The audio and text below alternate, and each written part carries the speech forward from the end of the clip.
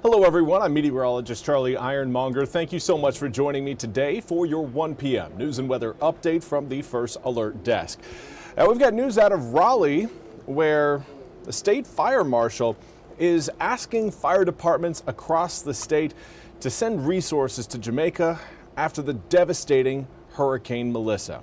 Now, the OSFM says the state fire marshal Brandon Taylor has been speaking with Jamaica Fire Commissioner Stuart Backford to coordinate relief efforts for the impacted communities. Now, Taylor said, quote, "The devastation in Jamaica is substantial, and their fire service is working tirelessly to protect and serve their citizens under extremely difficult conditions. Just as others came to North Carolina's aid after Hurricane Helene, it's now our turn to pay it forward," end quote. Now, with the help of multiple agencies that assisted during Hurricane Helene, the OSFM plans to provide immediate relief to the island. Fire departments across the state are encouraged to donate remaining equipment from Hurricane Helene efforts. Urgent resources include 4 kW generators, chainsaws, protective clothing and gear, and medical supplies. Taylor went on to say, quote, "Reestablishing local fire departments is one of the first and most critical steps in rebuilding communities after disasters like this. Every generator, every set of turnout gear, every contribution helps," end quote. Now, they will be shipped to Miami by Monday and transported to Jamaica next week, according to the office. Departments that are looking to donate resources can follow a link on our website, WITN.com. We also want to highlight the merging point of science and snacks.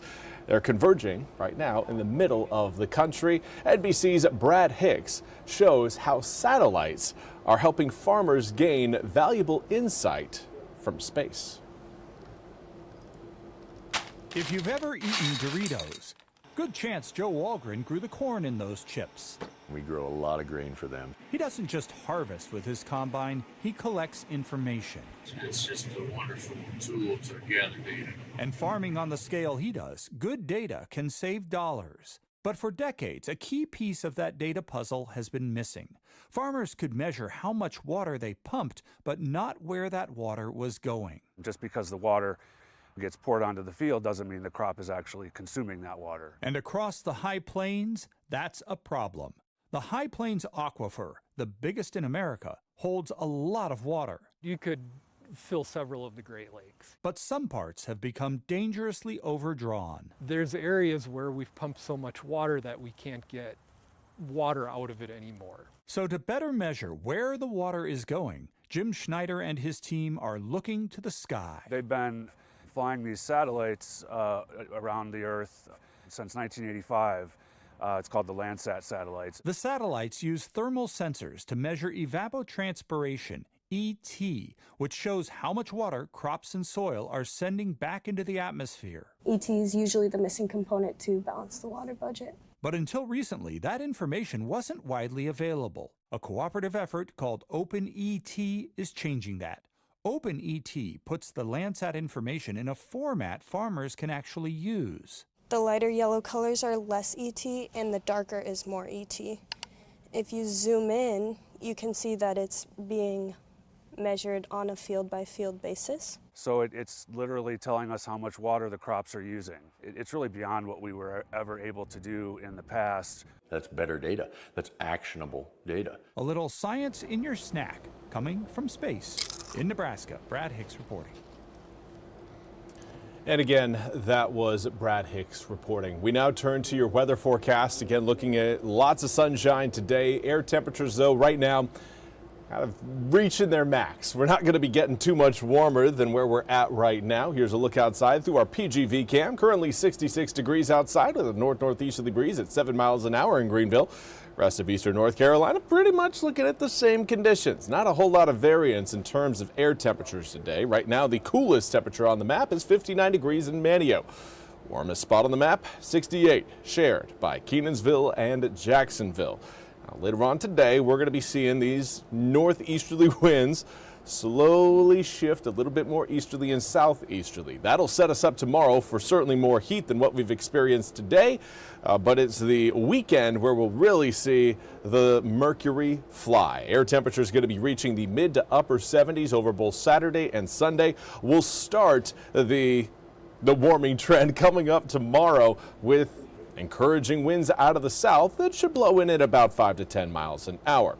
Now, we'll see breezier conditions show up on both Saturday as well as Sunday, but for the rest of this afternoon, I wouldn't plan on too much more heat. Looking again at the mid-60s for the rest of the day, down into the upper 40s by the time we reach midnight tonight. That'll take us down to the low 40s by the time we wake up early tomorrow morning. But again, tomorrow will be a warmer day thanks to the sunshine and the southerly winds. Those southerly winds will become more pronounced in the afternoon than what we'll see in the morning. So if you wake up with more of an easterly breeze and you're wondering, well, Charlie, it's not out of the south yet. What's going on? Are we still good? Yes. Most of the winds that we see out of the south will occur over the second half of the day tomorrow. So again, just be patient and just know that heat will be on the way. Here's the first of the fronts that'll be rolling across eastern North Carolina this weekend. Kind of a weak one trying to show up on Saturday.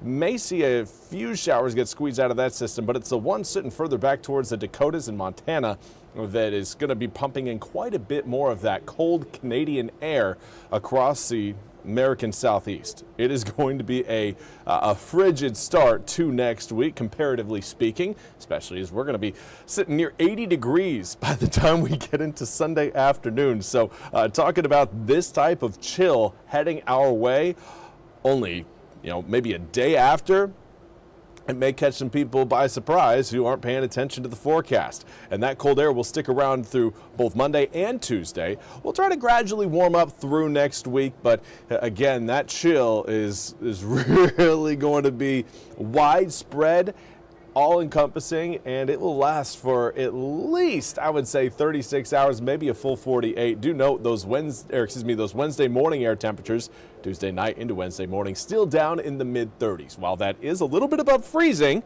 warmer than what we're going to be early Tuesday morning, that is still pretty chilly compared to what we're going to be experiencing over the weekend. Friday night into Saturday morning, 58 degrees. Saturday night into Sunday morning, 60 degrees. That's all we have time for today's 1 p.m. news and weather update from the First Alert Desk. I want to thank you all so much for joining me. We'll be back with more news and weather coming up at the top of the hour. Until then, have a fantastic Thursday.